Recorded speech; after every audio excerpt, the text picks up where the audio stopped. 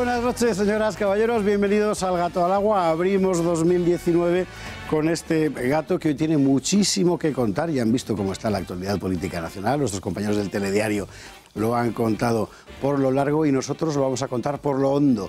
Vamos a profundizar en todo lo que está ocurriendo en todos los órdenes. Y hay un asunto del que queremos hablar particularmente. Vamos a ver. Nosotros queremos que este programa sea un programa de reflexión serena. Es decir, que queremos alejarnos de la propaganda de unos y de la propaganda de otros. Y a esos unos les ponemos H, los unos, y a los otros seguramente también. Cuento esto porque uno de los asuntos que hoy vamos a tratar a fondo es el de la violencia de género y en particular el de las leyes contra la violencia de género. ¿Qué es? ¿Existe? ¿Qué es lo que existe? ¿Y para qué sirve la ley al respecto? Este asunto hoy le vamos a dedicar unos cuantos minutos fundamentalmente de explicación. Hemos ido a la calle a preguntar lo que piensa la gente de este asunto. Y lo que hemos encontrado es que todo el mundo opina algo, pero cuando le preguntas qué saben, nadie sabe en realidad nada. Solo hay titulares de prensa. Bueno, pues contaremos a fondo de qué se trata y trataremos de poner encima de la mesa lo fundamental. Lo fundamental es una cuestión moral. Proteger al más débil sin romper la igualdad ante la ley. ¿Eso cómo se hace? Bueno, pues hoy hablaremos de eso aquí en este programa, porque además resulta que esta cuestión de la violencia de género se ha convertido, como usted sabe, en uno de los puntos fundamentales de fricción en el pacto de gobierno en Andalucía, entre PP, Ciudadanos y Vox. Hoy ha habido larguísima reunión de PP con Vox. Creo que dentro de un rato podrá venir una persona de Vox casi de forma clandestina a contarnos qué es lo que ha habido y querremos saber qué es lo que piensa mientras tanto el tercero, el que no está en esa mesa, que es Ciudadanos. Albert Rivera hablaba esta mañana así. Tendrán que aceptar el resultado y tendrán que aceptar que otros vamos a gobernar y que otros en ese acuerdo serio, sólido, moderado, liberal que va a liderar Ciudadanos tienen que tomar las decisiones de gobierno. Este país no necesita guerra civilismo, este país necesita acuerdo, necesita reformas, necesita la valentía y el coraje de acordar con quien piensa distinto, pero dentro, sin duda, de los valores constitucionales. Bueno, esto es lo que decía Albert Rivera. ¿En qué quedará la cosa? Ciudadanos está en la encrucijada, nos decía hace un instante Julia Ariza. Hablaremos después de este asunto largo. Hablaba también José Luis Balbás hace un momento, enseguida presento de nuevo a nuestros contertulios de lo que está pasando con el caso Bankia. Hoy se abría juicio sobre el escándalo de una entidad que en realidad a todo madrileño y a muchísimos españoles nos toca como algo muy cercano, puesto que era, por así decir, el banco de todos nosotros. El bolsillo ha comenzado, era de los madrileños. Un signo indiscutible de que José Luis Balbás está en el programa hoy es que se anuncia antes de ser presentado. Así que si les parece, puesto que lo ha abierto Rópodo, José Luis Balbás, muy buenas noches. Buenas noches. Vamos a hablar de Bankia a fondo. Sigo con nuestros contertulios, don Guillermo Cortázar. Muy buenas noches. Muy buenas noches y feliz año también. Don Germán Terç, muy buenas noches de nuevo. Buenas noches. Don Julio Ariza, muy buenas noches. Y doña Buenas nit. Rosa Cuervas Mons, buenas noches también. Del tema Bankia digo que íbamos a hablar. ¿Por qué? Pues porque Rato ha declarado en la Audiencia Nacional y ha dicho que ellos al final se limitaban a hacer lo que les decía el Banco de España. Tenemos el total, ¿verdad? Vamos a verlo. Nosotros teníamos un equipo de 15 inspectores del Banco de España permanentemente presentes en la caja.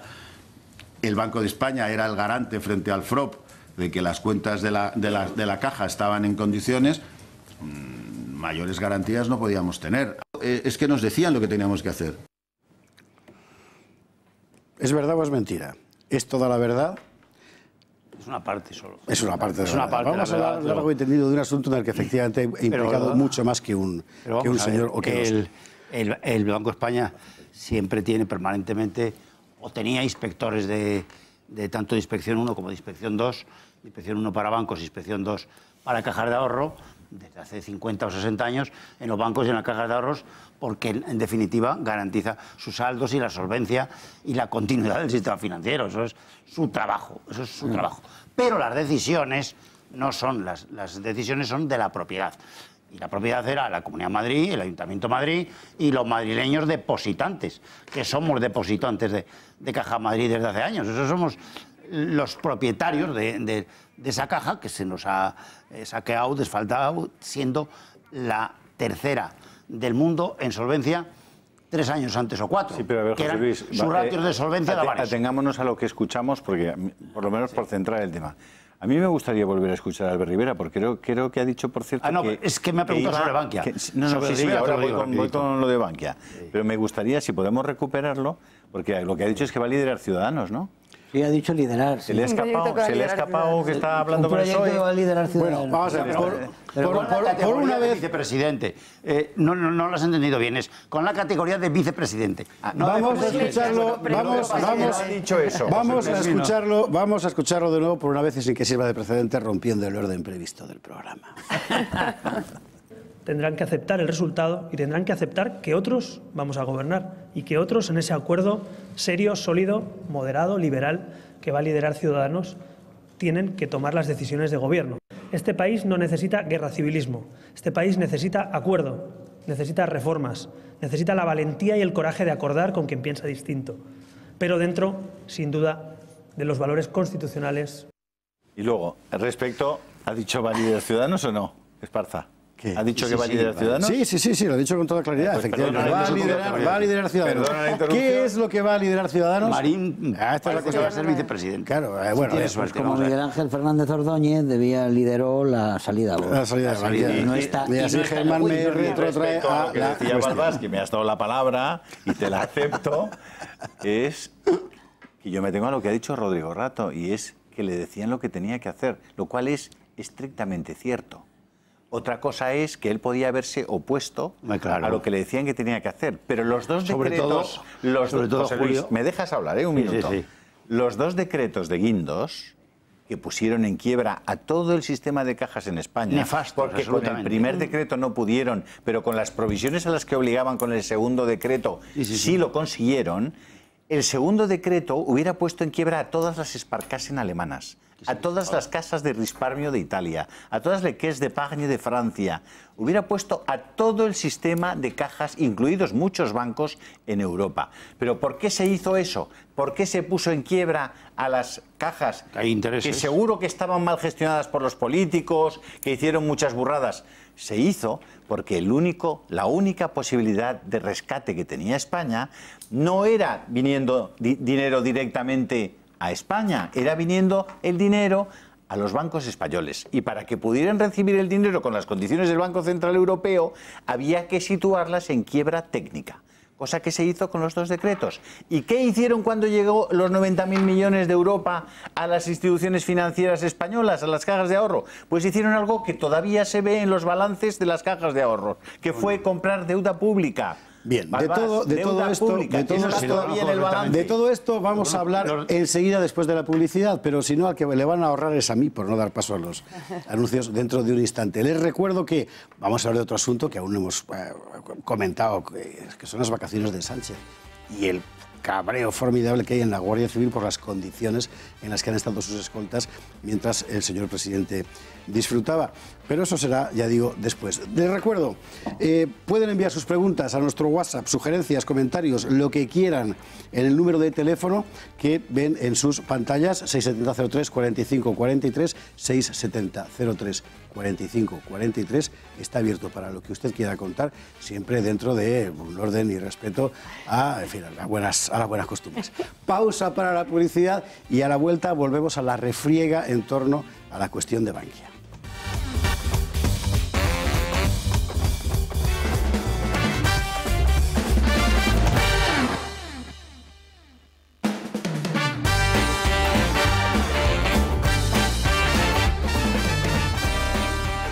Estamos de vuelta aquí en El Gato al Agua. Tenemos de todo. A las 10:45 nos acaban de confirmar, Rocío Monasterio de Vox vendrá a contarnos cómo va la conversación con el Partido Popular. Es un argumento desde el punto de vista informativo del mayor interés, fundamentalmente porque hasta donde yo sé, en ningún otro sitio se lo van a contar. Así que, en fin, miel sobre hojuelas. Claro. Estábamos hablando de Bankia. De Bankia vamos a seguir hablando. Vamos a ver. La noticia es esta. Hoy se ha reanudado el juicio por la salida a bolsa de Bankia en julio de 2011 con la declaración de los acusados. El primero en declarar va a ser el expresidente de la entidad bancaria, ha sido el expresidente Rodrigo Rato, el exvicepresidente y exministro de Economía del gobierno Aznar, está actualmente en la cárcel de Soto del Real cumpliendo una condena de 4 años y medio de prisión por apropiación indebida en el caso de las tarjetas Black de Caja Madrid. Y en este juicio, Rodrigo Rato ha venido a decir que todo lo que él hacía era lo que le mandaban y fundamentalmente lo que le ordenaba el Banco de España. Vamos a ver las declaraciones de Rodrigo Rato. Nosotros teníamos un equipo de 15 inspectores del Banco de España permanentemente presentes en la caja. El Banco de España era el garante frente al FROP de que las cuentas de la caja estaban en condiciones. Mayores garantías no podíamos tener. Es que nos decían lo que teníamos que hacer. Pero es que esto está en las actas. No, es decir, el Banco de España nos decía, haz esto, haz aquello. Y si en un momento dado hacíamos algo que no le parecía bien, nos decía que no. Así que era muy fácil. No sería tan fácil cuando la cosa acabó como acabó. Pero ¿cómo empezó? En la redacción Patricia Tenorio se ha puesto a estudiarlo. Y lo que nos va a contar es esto. Enero de 2010, Rodrigo Rato recibe el apoyo necesario para convertirse en el nuevo presidente de la entonces Caja Madrid, en sustitución de Miguel Blesa. Julio de 2010, se forma el SIP, el Sistema Institucional de Protección constituido por Caja Madrid, Bancaja, Caja Insular de Ahorros de Canarias, Caja Ávila, Caixa Laietana, Caja Segovia y Caja de Ahorros de La Rioja. Marzo de 2011, se presenta el nuevo nombre comercial, Bankia. El 20 de julio de ese mismo año se produce esta imagen, seguro que les suena. Bankia sale a bolsa. En este instante se forma una verdadera bomba de relojería.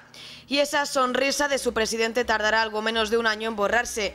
En mayo de 2012 se hace público que Bankia tendrá que recibir hasta 10.000 millones de euros en ayudas públicas. Horas después, Rodrigo Rato anuncia su dimisión como presidente de Bankia.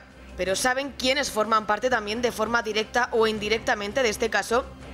Empezando por nuestro actual presidente del gobierno, Pedro Sánchez, que formó parte entre 2004 y 2009 de la Asamblea General de Caja Madrid, como representante socialista del Ayuntamiento de Madrid.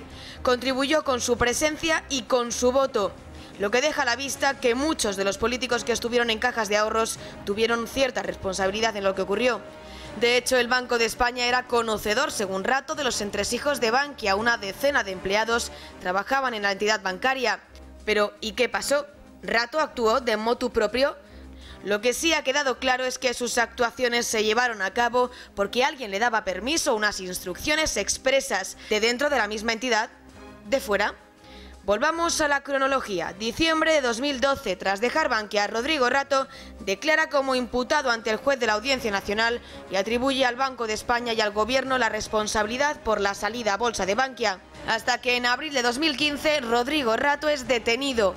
Algo de lo que habló alto y claro años después, exactamente hace pocos meses, y en El Gato al Agua. Los medios que les avisaron de Moncloa, del entorno de la vicepresidenta, pero no lo puedo saber porque yo no lo he podido constatar, pero alguien les avisó. Desde luego yo no les avisé porque yo no sabía que me iban a detener. La crónica de una muerte anunciada y no precisamente por él. Bueno, Rosa Cuevas Pons tiene información particular sobre la cuestión porque el asunto se siguió muy de cerca en Gaceta. Sí.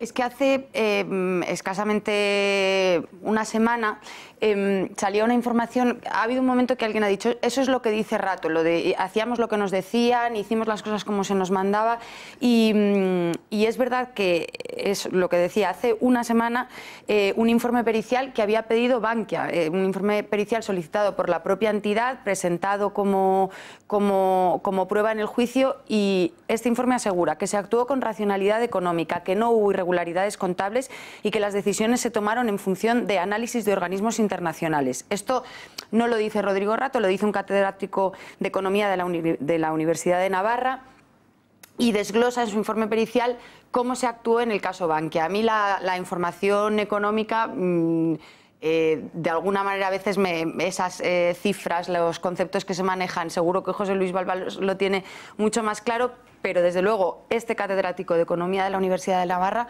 así lo dijo, es una prueba pericial presentada y repito, porque creo que es importante, presentada por la entidad que hoy está absolutamente desvinculada de Rodrigo Rato. Entonces, Yo no sé lo que determinará la justicia. Entiendo que la versión de Rato es parcial, porque él es una parte del proceso y así debe ser, pero que este dato también es importante si analizamos la cuestión. José Luis, que estabas saltando. Rodrigo, o el que sea, Bles anterior, o Terceiro, pues simplemente representaban una propiedad de algo que se llama Caja de Ahorros Público, que en España llevaba 300 años. Sí. No necesitamos ayudantes como estos. Desde el padre Piquer, nada menos. Desde el padre Piquer y tal, pero claro, oye, como está en Alemania y como está en Estados Unidos. O sea que aquí los cuentos, los justitos que nos venga a contar nadie sobre el asunto, porque en Estados Unidos sigue habiendo hoy, que todos somos muy liberales, 6.800 bancos en Estados Unidos. En Alemania, 1.500, incluido las cajas de ahorros. Y en España, 11. ¿Pero dónde vas? ¿Qué mercado vas a hacer tú con 11 en un sistema financiero? Quebrar. No tiene más solución. ¿Qué pasa? Que alguien ideó, unos genios de las finanzas, uno de ellos el Guindos, que lleva el nombre de los decretos, los 2 decretos Guindos, para manipular el mercado, sobre todo de Madrid y Valencia, que son 2 grandes mercados financieros, y quitárselo a lo que eran las cajas de ahorros, que no dejaban de ser de la sociedad, de Madrid y de Valencia, que son muy activos económicamente. Y no necesitamos ayudantes, de verdad, no necesitamos ayudantes para los temas financieros, porque los depósitos son nuestros. Tú de lo que estás hablando, perdóname, José Luis, el mayor activo que tiene. Quiero orientar al espectador. Tú de lo que estás hablando es del pecado original de Bankia, que es la fusión de Caja Madrid. Sistema financiero. Claro. No, la fusión es solo el instrumento. La absorción o fusión, porque es una gran... Aunque estaba mucho más quebrado, Bancaja era un enorme banco. Acéptame es un lío. Que hubo una voluntad política total de 2 cosas. La voluntad total, sí. De que se rescatara a España, evitando el rescate directo, claro, y hubiera sido un desastre. Claro, ¿verdad? totalmente. O no.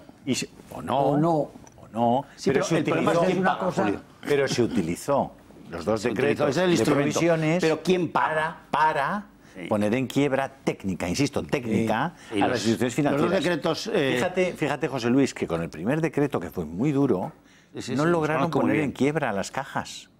Y no estamos hablando de los bancos, estamos hablando de las cajas. No, había una voluntad eso se hace de conseguir que pudiéramos recibir el dinero de Europa a través de los bancos. Pero oye, espera. Pero eso es instrumental. El objetivo político es otro.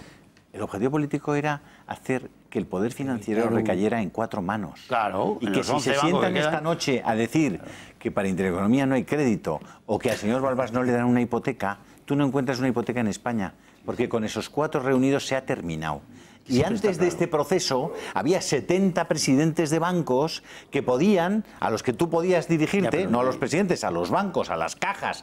Ahora solo quedan las cajas rurales, de las que nadie habla porque están ahí muy calladitas, que se han salvado de la quema. Pero tú podías recurrir a 70 bancos para pedir una hipoteca. Perdón, Germán. Hay un pequeño banco que todavía se la da Pablo Iglesias y está en unas condiciones estupendas. Estupendo, sí. La cajita de ingenieros. Sí, por ejemplo. Pero lo que sucedió es eso ahora, y otros responsables que no están encausados y que no están en este juicio. Eso es lo que duele un poquito, ¿no? Es cierto que se ocultó la necesidad de una intervención. La intervención no se quería una intervención política por lo que suponía, y se hizo otra de la forma paralela. Yo lamento que no estén allí otros responsables, véase Miguel Ángel Fernández Ordóñez y otra serie de gente que son muy directamente responsables de lo que pasó, aparte del saqueo general de las cajas de ahorro, que son las que llevan a la necesidad de meter a esas otras cajas dentro de Caja Madrid, con lo que eso desencadena, ¿no? Para saquear Caja Madrid. Para saquear Caja Madrid, que es el gran mercado financiero. Claro, pero porque se habían hecho las cosas que se habían hecho en todas ellas, porque tenemos ahí desde el señor Narcís Serra en la suya, en la Caixa en la Caixa de Cataluña, como hemos tenido otra serie de cajas que han tenido unas catástrofes inmensas. Lo que pasa es que, como muchas de ellas, los implicados han sido miembros del Partido Socialista, están mucho menos digamos, son menos conocidos, son menos tratados por los medios, pero precisamente por ser quienes son o por ser de la ideología que son. Por eso estamos enfocados siempre en el señor Rato, que ha sido, por supuesto, una especie de pera en dulce para todos. Es el chivo expiatorio por definición. Sí, y es el chivo expiatorio. Además, esa lo cual no quiere decir que sea inocente. Esa infame fotografía producida por ese gobierno de Rajoy y por la vicepresidenta, provocado por ellos, es una infamia más de ese gobierno, pero desde luego una de las graves. Don Guillermo. No, yo una cosa muy breve. Decía Balbás que estamos hablando de instituciones de 300 años. Esas cajas superaron la invasión de Napoleón. Es verdad, efectivamente, sí, señor. Las guerras carlistas. Superó incluso la Segunda República, que ya es superar, y la Primera, y una guerra civil. Es decir, que realmente eran instituciones muy consistentes, ¿no? Y cuando hay una inflexión ahí, la hay en el proyecto de invasión de los líderes políticos, de los presidentes de gobierno desde el año 77, de invadir los espacios de la sociedad civil. Concretamente, Felipe González hizo la ley de cajas en el año 85 y convirtió lo que eran instituciones en las que los empleados eran muy celosos de la solvencia y de la tranquilidad de las cajas, porque sabían que, tenían que ser muy estables, y fue invadido por los políticos, y es una muestra más de lo que es el estado de partidos que todos los presidentes han ido construyendo y que actualmente, con el que tenemos ahora, sigue todavía más adelante. Así es.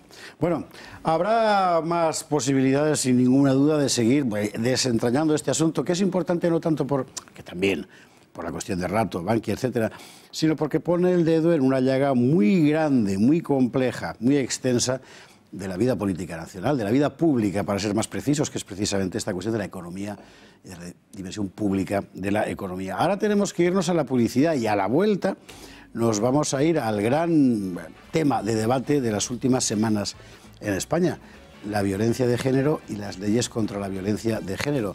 Tenemos cosas un poco sorprendentes que contarles. Lo vemos a la vuelta.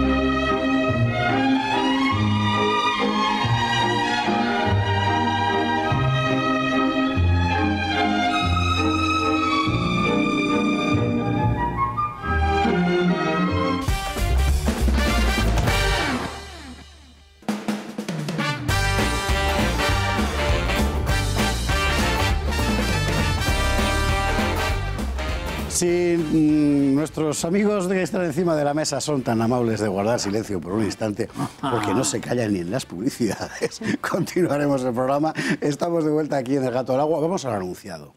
La cuestión de la violencia de género, que yo sé que por definición es el típico tema que, en fin, se presta a todo género de fusiones, positivas y negativas. Pero si usted espera que aquí vayamos hoy a decir que la violencia doméstica, el maltrato, etcétera, no existe, se equivoca. Claro que existe. Si espera que vayamos a decir que quien se opone a la ley vigente es un fascista maltratador, pues también se equivoca, porque tampoco es así.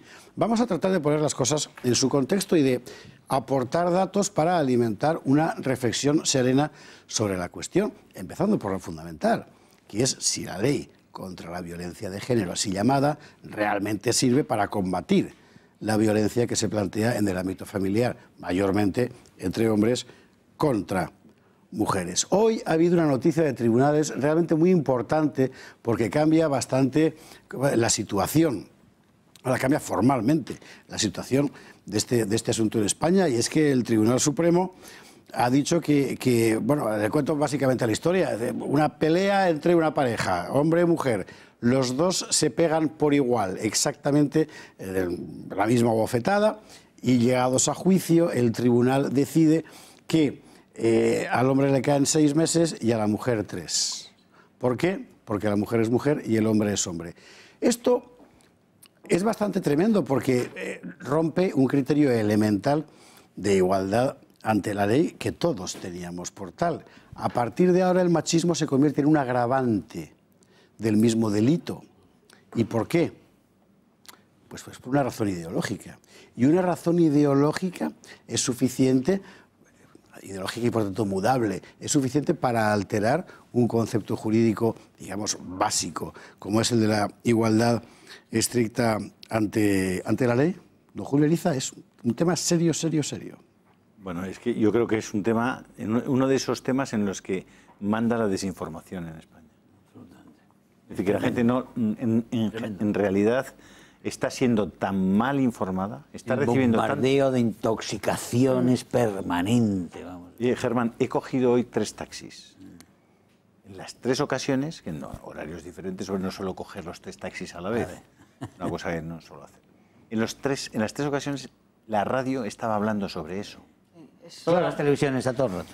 Y la cuestión es que eso de lo que tanto se habla lleva en torno a sí una cantidad de dinero bastante imponente. Las subvenciones, claro, a asociaciones autotituladas feministas en nombre de la lucha contra la violencia de género realmente son asombrosas. Aquí tenemos algunos datos que hemos trabajado en la redacción sobre datos oficiales, evidentemente publicados en publicaciones oficiales.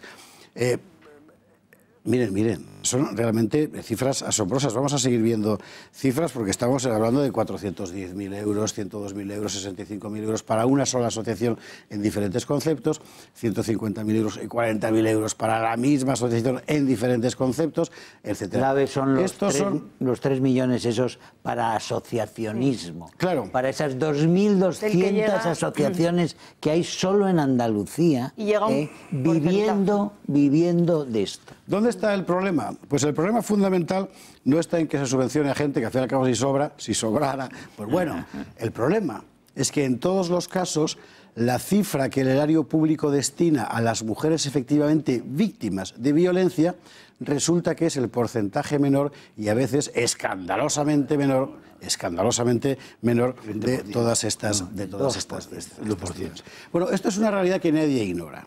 Dentro de todo este contexto, Vox anunció, como usted sabe, en la campaña andaluza su oposición a la ley contra la violencia de género, con el argumento hay que eliminar la ley, argumento que seguramente podía haberse explicado de otra manera y que dio lugar además a su debate incluso en el círculo de la gente cercana a Vox y que rápidamente fue utilizado por el entorno gubernamental para colocar a Vox en la caricatura general del macho fascista maltratador. Como respuesta a esa caricatura, las mujeres de Vox han hecho un vídeo que, si le parece, vamos a ver porque tiene su interés también. Oigamos a todas las partes, vamos a verlo. ¡Ayuda! ¡Ayuda! ¡Ayuda! No hables en mi nombre. Soy mujer y yo quiero una ley que proteja a mis hijas, pero también a mis hijos. Para nosotras, para muchas de nosotras y cuantitativamente para la mayor parte de las mujeres del mundo, su casa es su cárcel. No hables en mi nombre. Soy mujer y no quiero que se criminalice a mi pareja por ser hombre.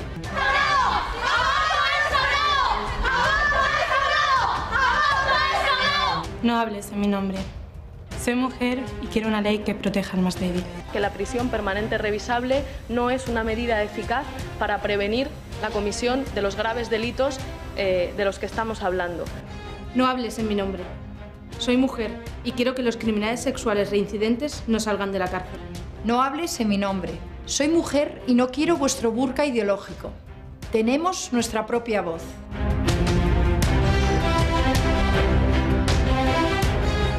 Está bien que salgan mujeres de Vox para decir que, bueno, que nosotras también somos mujeres. Lo que pasa, Rosa Cuervas Mons, es que es muy difícil explicar esta cuestión cuando el argumento que se emplea se aplica sobre una cuestión que para la mayor parte de la opinión pública es sinónimo precisamente de la defensa de las mujeres en general.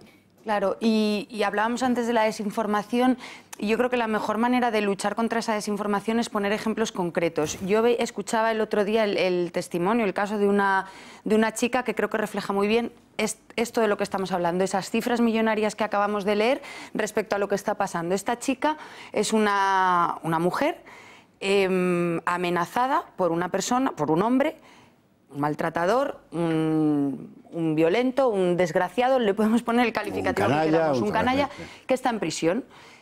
Y desde prisión realizaba llamadas por teléfono, creo que en un solo día hasta 180 llamadas amenazantes, diciéndole te voy a matar, si no es conmigo no es con nadie. Y la batalla de esta chica era conseguir que su perra, tiene una perra pastor alemán que está entrenada como perro de defensa. Esta chica dice, yo sé que la policía cuando yo llame van a venir, si esta persona que acaba de salir de la cárcel me amenaza con matarme, pero es que la policía no va a llegar a tiempo, antes me mata. Y lo único que ella le hace sentirse segura es esa perra pastor alemán que está con ella las 24 horas del día. Bueno, pues que una persona así tenga que preocuparse y dedicar 5 minutos de su tiempo a conseguir que ese animal esté catalogado como perro de asistencia y pueda entrar en todos los sitios, porque hay sitios en los que no se le permite que entre, eso es una de las absolutas barbaridades que se cometen en España. Que una persona que tiene por defensa a un animal tenga que luchar contra la burocracia para que ese animal pueda entrar en sitios. Y mientras tanto estamos dedicando miles y millones de euros a las asociaciones de feminismo radical. No. Si un perro entrenado en defensa es un arma de defensa para estas mujeres, las mujeres maltratadas y amenazadas, si le da seguridad, si permite que ella pueda ir por la calle paseando sola, sin temor a que venga una persona y la apuñale, todas las mujeres maltratadas tienen que tener un perro de defensa. Por eso, y eso cuesta, y eso no se paga. Claro.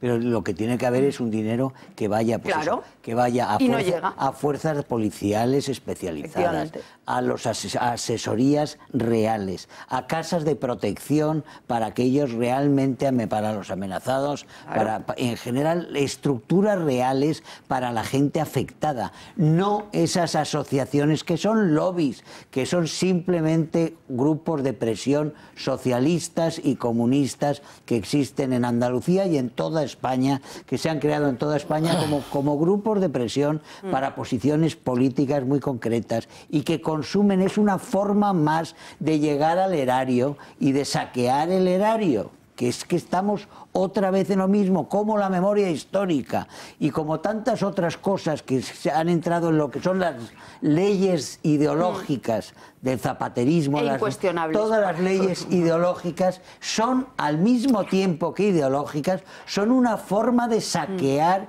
los presupuestos del Estado, con el recurso de que aquellos que lo critican son inmediatamente acusados de ser fascistas, si hablamos de la ley de memoria histórica, o machistas y violadores en potencia, o lo que sea, si es en el caso de las leyes de violencia de género. La ley de violencia de género andaluza, que se ha visto ahora, y la gente lo ha visto con estupor, porque la inmensa mayoría de la gente no sabía de esa ley, no sabía que había una ley especial. Ahora lo vamos a explicar con calma, lo han visto, claro. y se ha visto cuando estaban en Twitter, se ha visto mucho en las redes sociales de gente diciendo, he leído la ley andaluza y no salgo de mi estupefacción.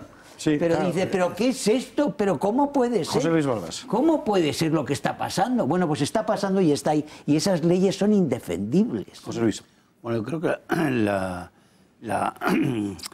la preeminencia o la igualdad de la mujer y el hombre, yo creo que ya en todo Occidente es que es absoluta en la sociedad civil, en la educativa, en la sanitaria, en economía, en medicina, donde tú quieras, en jueces, donde quieras, ¿no? Entonces eso es el que alguien nos monte asociaciones y fundaciones para explicárnoslo y encima le tengamos que pagar, y si ya lo sabemos, si no, hace falta que nos lo cuente usted. Es decir, está en nuestra civilización, en la civilización occidental, cristiano, liberal, como democrática, lo que usted quiera, está en nuestros valores, ha sido siempre la mujer igual que el hombre. Sí, hombre, las leyes de violencia de género aplicadas a proteger a la mujer como más débil, pues vale, pero lo que no necesitamos de sexo, había un desprecio de sexo que se quitó del Código Penal en el 83. Lo que no necesitamos para que hubiera igualdad. Sí, pero lo que no necesitamos los ciudadanos ni los contribuyentes son ayudantes, 2.000 asociaciones o 2.000 fundaciones para que nos expliquen lo que para eso tenemos 2.800.000 funcionarios en España, que son funcionarios públicos y harán lo que tengan que hacer, pero no demos del dinero público ni 3 millones, ni 30, ni 200 millones. Es que eso debía estar absolutamente prohibido, porque hay un sistema de sacar dinero del dinero público. Es decir, creo un problema, me da igual, el animalismo, que si los perros, que si lo que tú quieras, que si los toros, que si los los tuertos, los que tú quieras, lo que usted lo quiera. Son pero lo soluciono yo. importantísimos. El único que sabe he sido yo, que he sido el inventor. Parecen Alva Edison cuando inventó la electricidad. Era el único que tenía la bombilla. Es decir, ellos solo tienen la bombilla. Y gracias a que ellos nos explicaron la bombilla, nosotros les damos subvenciones de 300.000, 400.000, 500.000. Y se crean aparatos que llegan a ser 2.000 asociaciones. Lo que es un poco tremendo es que en el caso andaluz, por ejemplo, contando usted? José Luis, pero no con nuestro dinero. José Luis, eso es lo José que Luis, debe estar te en las leyes el vino, absolutamente prohibido. No, el vino seguro que no lo va a tocar. Lo que es un poco tremendo es que en el caso andaluz, por ejemplo, luego nos explicará Rafael Núñez Huesca, realmente para ayudas directas a las mujeres maltratadas, el porcentaje del presupuesto total del Instituto Andaluz de la Mujer es del, no me quiero equivocar, el 2,8% del presupuesto. Todo lo demás se va en otras cosas. Es decir, Guillermo, tenías una puntualización. Yo incidir en esto, que el dinero realmente se queda mucho más en los aparatos intermedios. La experiencia es que todo ese dinero, esa dotación, que es el artículo 14, me parece que es el de la dotación de la ley orgánica del 85, no ha reducido el número de violencia. Es decir, la violencia es una violencia estructural, permanente, y por mucho dinero que se meta ahí no está funcionando, ¿no? Y en tercer lugar, los mismos que hacen hincapié en las donaciones, en esta nueva política feminista, que a mí me parece un despropósito, a diferencia de la antigua política feminista de los derechos de sufragio, lo que eran las feministas del siglo XIX y principio del XX, este nuevo feminismo se opone de pronto a un incremento de las penas de los delincuentes. Y entonces, claro, es un contrasentido, es decir, los mismos que están de alguna manera criticando lo que no vemos bien de esa ley, sin embargo luego llegas al Código Penal y se oponen a la prisión permanente, tienen que ser buenistas en los permisos de fin de semana. Todo delito es de todos los hombres, pero sin embargo los hombres condenados, esos tienen que salir cuanto antes a la calle. Sí. Hemos salido a la calle nosotros, pero no por cometer ningún delito, sino porque es nuestra función, con un micrófono a preguntar. Juanma Pérez Noya ha ido a preguntar a la gente qué sabe de esto. Vamos a verlo. La investidura en Andalucía ha situado en primer plano un tema que hasta hace muy poco tenía categoría de dogma. ¿Es justa la llamada ley contra la violencia de género?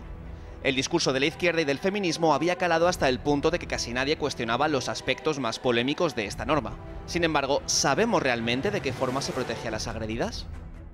No tengo ni idea. Desde Vox se afirma que las estadísticas no reflejan el alto número de denuncias falsas. Además, la formación de Santiago Abascal asegura que gran parte de las agresiones en el ámbito doméstico son protagonizadas por extranjeros. Nosotros hemos salido a la calle para saber si se tiene percepción real de los aspectos más polémicos de esta ley. Pues la verdad es que no sé el detalle de la ley. No tengo en ese sentido ninguna referencia que hacer. Hay un porcentaje bastante alto de extranjeros. También hay mucho nacional, pero el porcentaje alto de extranjeros. Hace poco leí en el periódico que la mayor parte son españoles. Me sorprendió, pero lo sé en base a lo que dice la prensa. Pues no. Mientras que el porcentaje de extranjeros no llega al 10% de la población total, ellos son los responsables del 40% de los crímenes domésticos. Tampoco es cierto que las mujeres estén más amenazadas en España que en otros países. Atentos a estos datos. Naciones como Islandia o Alemania, que suelen tomarse como ejemplo, tienen el doble o el triple de feminicidios. Es evidente que existe violencia intrafamiliar y que hay que acabar con ella. Es evidente también que nadie puede estar a favor de que haya mujeres, hombres, mayores o niños asesinados por sus propios familiares. Pero es que Vox no quiere desproteger a nadie. Al contrario, tal y como su secretario general afirma, el objetivo es que las ayudas lleguen realmente a las víctimas. Del 100% del dinero que se gasta la Junta de Andalucía, según dice, en la lucha contra la violencia de género, del 100% del presupuesto, solamente, quede claro, solamente el 2,8% llega realmente en ayudas directas a las mujeres maltratadas.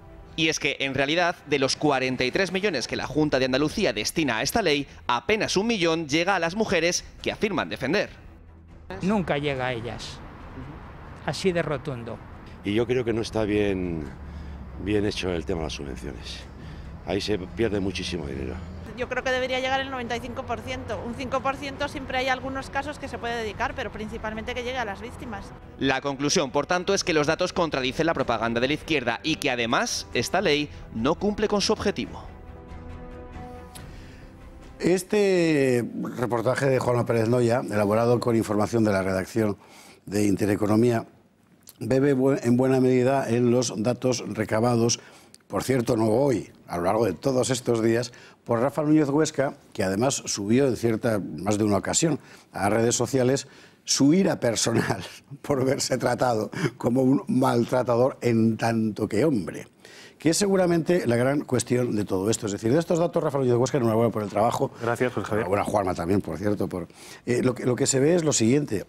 La mayor parte de la gente ignora realmente los contenidos de una ley que en su envoltorio es irreprochable porque nadie puede oponerse a que haya violencia contra las mujeres, que en su letra pequeña, sin embargo, soluciona bastantes pocos de los problemas que dice denunciar y que en la práctica viene a crear una impresión bastante distorsionada de la realidad social. Es completamente así. Afortunadamente existe una cosa, antes ha hecho alusión a ella Germán Terz, que se llaman redes sociales, Twitter y Facebook básicamente, que son el cauce por el que muchas personas, centenares de miles de personas, yo diría que millones, se están informando porque los medios de comunicación, a excepción hecha de este y 3 o 4 más en todo el país, no aportan este tipo de información. Están dibujando las fuerzas de izquierda y de extrema izquierda un país en el que prácticamente se está produciendo un holocausto femenino casi diario, y es exactamente al revés. Somos el país, según el Instituto Nacional de Estadística, uno de los países más seguros de Europa. Y Europa hay que tener en cuenta que es el continente más seguro del mundo. Solo hay un país en la Unión Europea con unos índices de criminalidad y de homicidios menor que el nuestro. Se trata de Austria. Hay otros países, como son las tan aplaudidas y puestas como ejemplo y como modelo para casi todo democracias nórdicas, Islandia, Finlandia, Suecia, Noruega, incluso Dinamarca, cuyos índices de criminalidad y también, por supuesto, los índices de criminalidad relativos a las mujeres son extraordinariamente más altos que en España. Se da además la circunstancia de que en la Europa católica, en la Europa mediterránea, el índice de agresión y de violencia contra las mujeres es muchísimo menor que en la Europa protestante y la Europa del norte. Esto yo creo que da para un análisis interesante. De manera que de holocausto femenino, nada. Una muerte de una mujer, por supuesto, es una tragedia y es un drama que tenemos todos que combatir. Pero España es, afortunadamente, de los países más seguros, particularmente para la mujer. Vamos a ir, perdóname Germán, te doy la palabra enseguida, tratando, por así decir, de quitarle capas al problema. Es decir, el problema existe, sí, pero no es como nos lo venden. Quitémosle pues esa capa y vayamos lo más serenamente posible a examinar las soluciones reales posibles al problema real. Germán Terz. Pelando la cebolla que decía que Untergras. Ahí estamos. No, yo decía que sobre todo la cuestión de los países nórdicos tiene muchísimo que ver la inmigración. Por supuesto, es la inmigración la que trastorna además esa política que también existe aquí, en gran parte de no explicar la procedencia, no explicar tampoco el origen, ni el origen cultural, ni el origen étnico de los autores, pues crea una imagen absolutamente distorsionada, porque en gran parte esos índices se deben a una inmigración en gran parte musulmana que hay en el norte, que ha creado guetos en los cuales cuando realmente hay una intervención policial suele ser demasiado tarde. Con unos códigos socioculturales propios que no responden al criterio europeo tradicional. Han hecho algo que es uno de los grandes errores culturales de la civilización de Occidente, que se han permitido hacer esos guetos que se han creado en muchos países, diciendo que se podía crear esa especie de autonomía, que pudieran vivir más o menos en su cultura, y cuando se han dado cuenta estos países,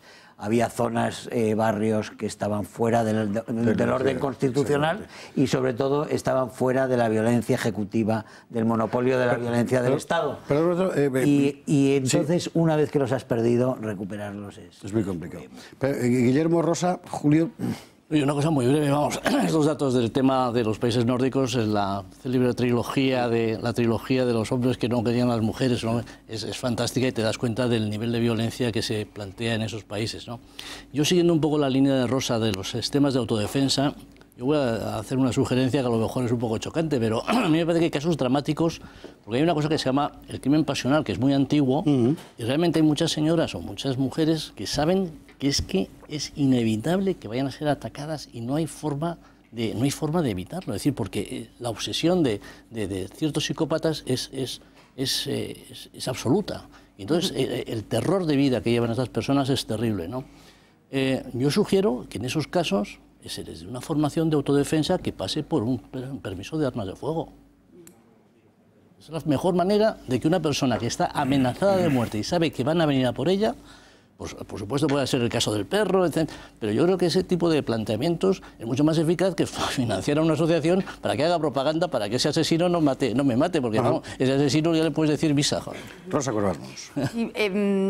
Yo creo las cifras de las que hablaba Rafa nos hacen entender que el principal problema de esta ley es que está basada o parte de una mentira. Todas las leyes de violencia de género en general, porque la ideología de género es una mentira, pero esta andaluza sobre la que estamos debatiendo y que se ha convertido en foco de la noticia, en la exposición de motivos dice que la violencia de género supone una manifestación extrema de la desigualdad y del sometimiento en el que viven las mujeres en todo el mundo. No es verdad. Las mujeres en todo el mundo no viven en una situación de desigualdad y de sometimiento. Las mujeres, así como grupo general, en España no vivimos sometidas a nadie. El problema es que hay personas, hombres y mujeres, personas que por una educación fallida, por un entorno familiar o una estructura familiar inoportuna, por un problema mental, por una concepción de, pues no sé, de las relaciones sexuales, personales, de pareja, por el motivo que sea, hombres y mujeres, se creen en un momento dado con el derecho a maltratar a la otra persona, maltratar verbalmente o maltratar físicamente. Las mujeres también maltratan verbalmente y no hace falta ser hombre para maltratar verbalmente. Entonces, todas estas leyes que ya en la exposición de motivos empiezan diciendo que es que las mujeres vivimos sometidas, que es que hay un problema de desigualdad por las relaciones de poder de los hombres porque odian a las mujeres por el mero hecho de serlo, que el problema es el heteropatriarcado. Ya estamos partiendo de una base equivocada para solucionar un problema que ninguno de los que estamos en esta mesa y ninguno estamos de acuerdo con esta ley, ninguno de los que estamos en esta mesa negamos que exista la violencia contra la mujer. Claro que hay mujeres maltratadas, pero la forma de abordar ese problema no es pensar que se les insulta, se les pega, lo que sea, porque son mujeres y no hombres. Yo creo, yendo a lo general, empezaría diciendo que estamos asistiendo a un espectáculo en el que podemos comprobar en vivo y en directo cómo se manipulan o cómo se conforman hoy las opiniones públicas o lo que se llama la opinión pública. Primero porque se es capaz desde determinados medios de comunicación de conformar una opinión pública contraria exactamente al criterio que tenía esa misma opinión pública hace 6 meses. Eso se puede hacer con determinada potencia de medios de comunicación. Segundo, la irrupción, en este caso de Vox a partir de las andaluzas, ha tenido como primer efecto positivo que volvamos a poner sobre el tapete a debatir temas teóricamente ya soslayados, muertos, olvidados, asumidos por esa opinión pública conformada por esas aparentes mayorías. Y hoy tenemos la oportunidad de saber que la mayor parte de la gente no tiene buena información y no sabe ni siquiera qué leyes le regulan. Es decir, cuando tú le preguntas hoy a las personas, dígame algo sobre esa ley, no son capaces de decirte nada. ¿Qué efecto positivo se puede sacar de todo esto? ¿Qué consecuencias positivas? Que quizás es una oportunidad para que muchísimas personas de buena fe conozcan qué están haciendo los legisladores con su sociedad. Seguramente. Porque no solamente, José Javier, perdóname, esta ley, es que pronto sabremos en qué han consistido las leyes de género aprobadas por Galicia o por Madrid o por Cataluña. Y cuando sepamos qué se puede hacer con los niños y qué están haciendo con los niños dentro de los institutos, quizás esas personas que hoy se asombran y se escandalizan por la ley andaluza de violencia de género, se echen las manos a la cabeza de las cosas que van a explicar a sus niños en los institutos. O cuando esas personas puedan ir al registro civil y decir, oiga, que ya no me quiero llamar Manolo, ahora me quiero llamar Manuela. Firme aquí, ya soy Manuela. Es decir, como eso, han constituido y han hecho o han conformado una opinión pública que se mueve con la absoluta irrelevancia y con elementos de información completamente manipulados que hacen que es que nos están volviendo locos. El hecho de que no haya manicomios, José Javier, también es un dato muy relevante a la hora de ver qué está pasando. Porque muchas de esas personas, 60, ¿no?, donde deberían estar es en centros psiquiátricos, porque muchas de esas personas tienen problemas mentales muy serios. José Luis Balbás, y cerramos con Rafael Núñez Huesca.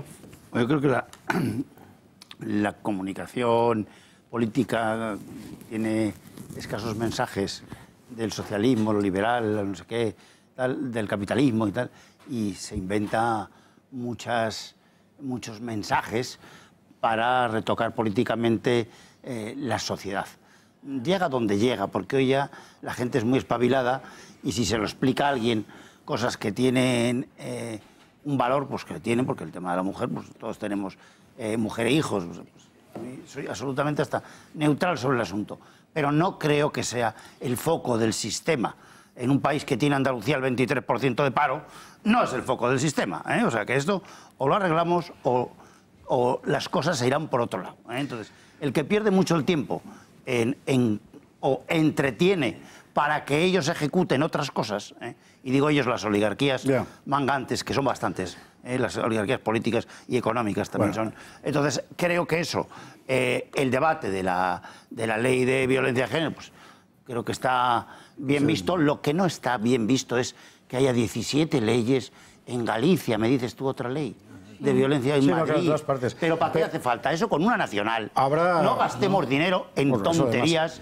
Habrá otras oportunidades para meternos en este asunto. José Luis, he de cortarte. Termino. Mi amenaza sobre el vino sigue presente. Si de 43 millones que ponemos de recursos propios en la ley de violencia de género en Andalucía, para que 1,200 aplique a la víctima, mire usted, es mucho más eficiente un sorteo de Lotería Nacional, de verdad. Mucho más eficiente. La verdad es que sí.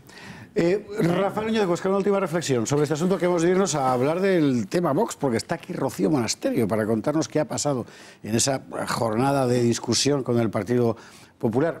Dentro de unos poquitos minutos. Rafael Núñez Huesca, una última reflexión al respecto. Decir que, tal y como ha dicho nuestro compañero Juanma Pérez Noya, de los 42 millones que la Junta de Andalucía dedica todos los años a combatir esta lacra, el 97% va destinado a estructuras, a pagar sueldos, a pagar asociaciones, a pagar lobbies, como decía Germán Terç, casi todos de izquierdas o de extrema izquierda, y solo un 2,8% va dedicado íntegramente a las víctimas de violencia de género. Para estas asociaciones, para estos lobbies de presión absolutamente ideologizados, es necesario, es preciso, es condición sine qua non dibujar un panorama oscuro, un panorama en el que, en el que España sería una suerte de país casi medieval en el que la mujer estaría permanentemente sometida, porque solo así es posible sensibilizar a la sociedad y mantenerla callada cuando estas subvenciones millonarias... Apagar a todas esas que están constantemente con los carteles en la calle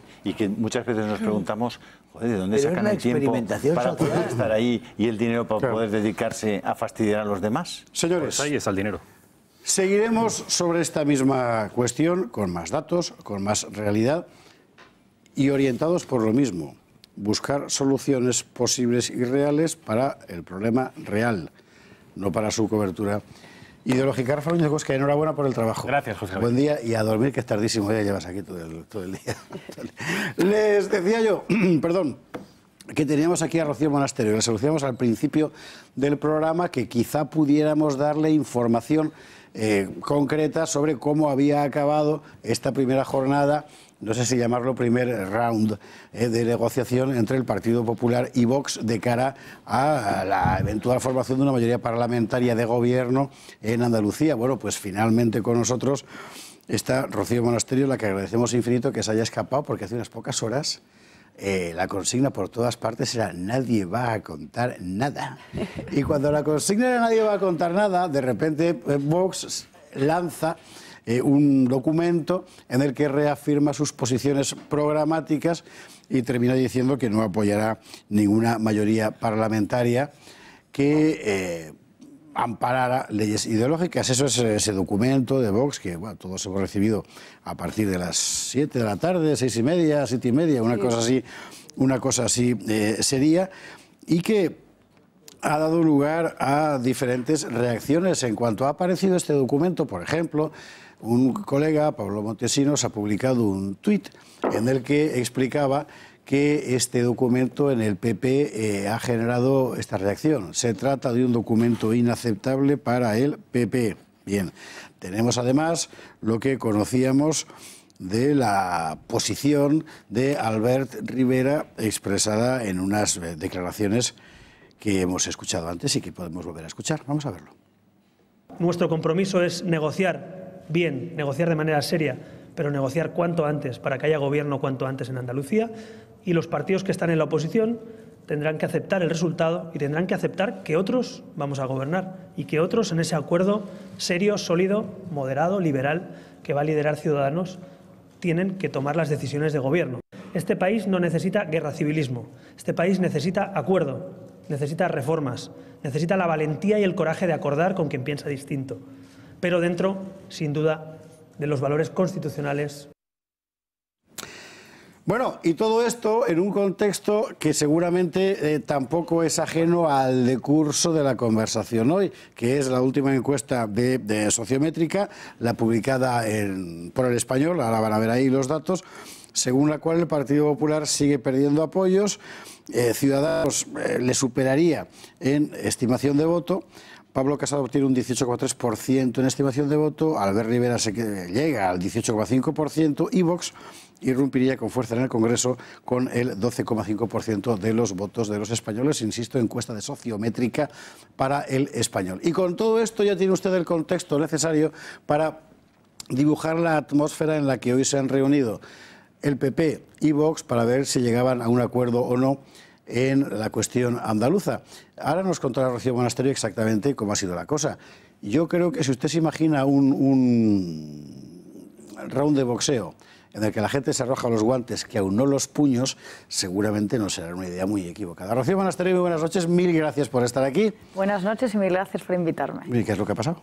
Bueno, estamos en ello. Esta reunión no ha terminado. No digas estamos trabajando en ello, que no, en eso no voy a caer. En eso no voy a caer. Están dialogando. Y mañana puede seguir la reunión, pero vamos, la diferencia básica es que nosotros nos sentamos con un documento de 19 puntos a discutir sobre ellos con el Partido Popular. Es el documento que se ha conocido. Exacto. ¿Documento público? Documento público, en transparencia, para que todo el mundo pueda opinar, criticarnos o alabar nuestras proposiciones, a diferencia de Ciudadanos, que directamente hace un cordón sanitario, propone 90 puntos y no dice que no va a mover ni una coma, ¿no? Entonces, nosotros aquí pues, hemos hecho una serie de propuestas al Partido Popular y se están valorando, y la prueba es que la reunión empezó después de comer y se sigue discutiendo, y probablemente mañana seguiremos, ¿no? Yo creo que las propuestas que están ahí dan, bueno, pues dan al final una imagen de lo que nosotros queremos, que es el cambio real para Andalucía. No queremos un cambio tibio y liviano, sino lo que estamos entrando es en profundidad una serie de medidas y que creemos que son necesarias y lo que están pidiendo los andaluces. A mí se me ocurren 250 preguntas impertinentes, algunas pertinentes, otras a Rocío Monasterio. Pero como aquí se trata de que hablen los invitados, si les parece a ustedes, yo voy a ir dando por riguroso orden de derecha a izquierda, geográficamente hablando, topográficamente hablando, la palabra a nuestros contertulios para que te pregunten, porque todo el mundo ha estado hoy pendiente de poder hablar con alguien de Vox para que le contara. Guillermo Gortázar. Bueno, antes de nada, enhorabuena por esta trayectoria de los últimos meses que, en fin, yo no la preveía de esa naturaleza, pero en fin, tenía una percepción de que iba a ser bastante importante, ¿no? Con todo, yo creo que está manejando bien Vox sus peones de propaganda política, para eso son políticos, ¿no? Pero desde el punto de vista, digamos, de los temores que tenemos la gente que somos de centro derecha, liberal conservadores, nos parece que tampoco, a lo mejor no es el momento de decirlo, ¿no? Pero que tampoco se puede tirar del hilo hasta el punto de romperlo, en el sentido de que efectivamente vuestra capacidad de influencia es elevada, pero no es determinante. Al fin y al cabo, sois una minoría de diputados en el Parlamento andaluz, y yo creo que lo principal es el cambio político.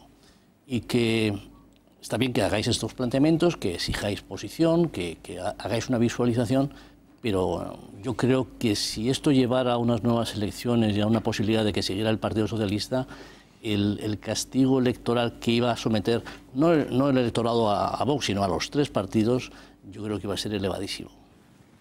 Bueno, nosotros nos aproximamos a la negociación con la humildad de nuestros 12 escaños. Y por eso presentamos un documento para hablar sobre ello, no para imponerlo. No es una exigencia, es un documento para hablar, a diferencia de Ciudadanos. Y con ese acercamiento, nosotros sí somos determinantes, porque sí necesitan nuestros 12 escaños. No vale nuestra abstención. ¿No? Alguien hoy de Ciudadanos, creo que la señora Arrimadas decía que solo era la abstención de Vox. No, no. Hacen falta los 12 votos de Vox afirmativos. Y para nosotros entregar esos 12 votos, 50-47, claro, si no tenemos que tener, en proporción a nuestros escaños, repito, una serie de propuestas que sean aceptadas. Y creemos que muchas de las que hay en ese documento, el Partido Popular puede llegar a un acuerdo perfectamente con nosotros y Ciudadanos también, porque yo creo que Ciudadanos, el Partido de la Regeneración, no tendrá ninguna pega en las auditorías que estamos pidiendo o en desmontar los sindicatos, desmontar las redes de subvenciones. ¿En cuántos niveles debemos leer esta frase? Sí, bastantes. Pero es un tema fundamental que yo creo que Ciudadanos ahí no tiene que tener ningún problema, por ejemplo, en admitir ese punto, ¿no? Cuando hablamos de la educación o de la libertad de los padres, yo creo que Ciudadanos defiende la libertad, ¿no? ¿O no? Cuando hablamos de desmontar las redes de género, la red clientelar de género, que ahora utiliza el socialismo para lucrarse, igual, por cierto, cuando ha utilizado a los parados para lucrarse, o los cursos de formación para lucrarse, ahora son las redes de género. Cuando denunciamos esto, yo creo que Ciudadanos no tiene que tener ningún problema en apoyarlo, ¿no? Cuando hablamos de la natalidad y el apoyo a la familia, ¿tiene algún problema Ciudadanos con esto? Yo creo que no, ¿no? Entonces, yo creo que hay muchas propuestas que son muy sensatas, que nos podemos sentar todos a hablar, y sí son determinantes nuestros votos, claro que son determinantes. Respecto a la repetición de elecciones, por supuesto que nadie en general quiere repetir unas elecciones, porque no es bueno para España repetir unas elecciones. Ahora bien, lo que tampoco se puede permitir es que se insulte a 400.000 andaluces y además crear un precedente para todas las demás elecciones donde van a necesitar nuestros votos. Y ahí tienen que aprender a respetarnos, no solo para Andalucía, sino para todas las siguientes, porque luego vendrá Madrid, Alcaldía, Comunidad de Madrid y vendrán las nacionales. Y va a pasar esto mismo. Entonces, bueno, tendremos que estar en una situación en que se nos respete y podamos llegar a acuerdos, que al final eso es la democracia, ¿no? Hay un punto que Rocío Monasterio ha saltado deliberadamente en la respuesta al planteamiento de Guillermo Cortázar. Yo lo recuerdo, no se lo voy a contar ahora, me lo guardo para el final. Julio Ariza. Vamos a ver, primera cuestión. Primero, Rocío, gracias por estar aquí. La primera cuestión es, habéis puesto las condiciones o vuestros puntos para negociar sobre la mesa a priori, y eso os honra. Es decir, ya está bien de que las negociaciones a partir de unas elecciones sean el coto cerrado de unos cuantos dirigentes que no se sabe de qué hablan, pero que al final siempre llegan a una misma conclusión, es cómo nos repartimos esto y qué cosas te quedas tú, qué cosas me quedo yo. Es decir, ver a un partido político que defiende con la misma vehemencia que planteó en las elecciones sus postulados, que son la defensa de los ciudadanos, porque todo lo que ustedes proponen en esos puntos al final va a defender los bolsillos de los ciudadanos y las libertades de los ciudadanos, es para felicitarse. Con lo cual creo que es un ejercicio de coherencia política maravilloso.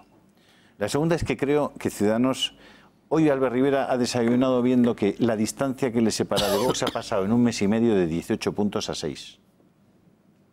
De 18 puntos a 6. Y la de Pablo Casado a 5,5. Esa es la distancia en las encuestas que separan en un mes y medio a Ciudadanos de Vox.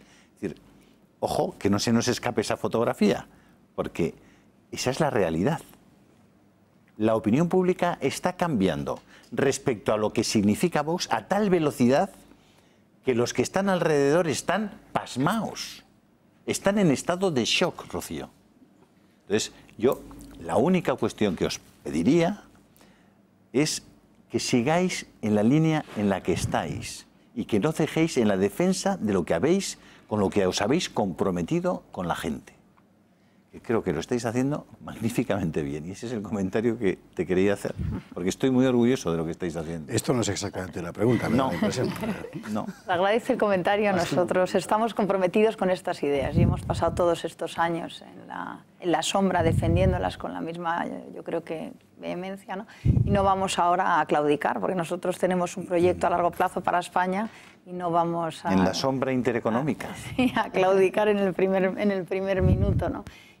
Por supuesto, bueno, pues muchos de nosotros cometeremos errores estos meses porque no somos expertos en política, ¿no?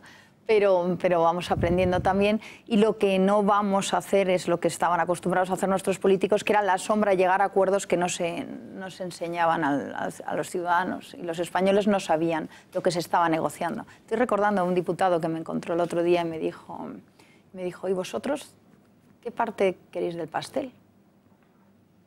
Y yo no le entendía. Y yo decía, ¿pero a qué te refieres? Sencillo. Claro, sí, pero bueno, pero yo estaba pensando, ¿te refieres? No, ¿que qué parte? Digo, no, si nosotros consejerías, todo eso no queremos. Lo que queremos es que se lleven a cabo una serie de medidas y poder vigilar que esas medidas se llevan a buen término. Porque yo creo que es el buen comienzo para Andalucía, para revertir 40 años de régimen, bueno, pues que ha llevado a Andalucía donde está hoy, ¿no? Rosa Cuervas Mons. Yo, un comentario y pregunta. El comentario, yo creo que en estos 3 minutos de introducción a la primera pregunta de José Javier, quizá había espectadores que no entendían a lo mejor esa posición fuerte de Vox, incluso de hablar de repetición de elecciones. A mí, por ejemplo, me chirría mucho oír hablar de repetición de elecciones con este cambio histórico, pero creo que en 3 minutos y con esas frases de tienen que aprender a respetarnos, lo que hagamos ahora va a determinar lo que pase en futuras elecciones en las que hay 3 partidos, 3 formaciones que parece ser que van a estar condenadas a entenderse. Creo que mucha gente ha entendido lo que está haciendo Vox, yo por lo menos. Y la pregunta es, quizá ese aprender a respetarnos va más dirigido a Ciudadanos que al Partido Popular, porque Ciudadanos es el partido, desde mi punto de vista, que está teniendo una actitud absolutamente irresponsable. Se ha negado a sentarse en una mesa con Vox, cosa desde mi punto de vista incomprensible. Pero el Partido Popular, que está ejerciendo, bueno, está jugando su partida, ¿no?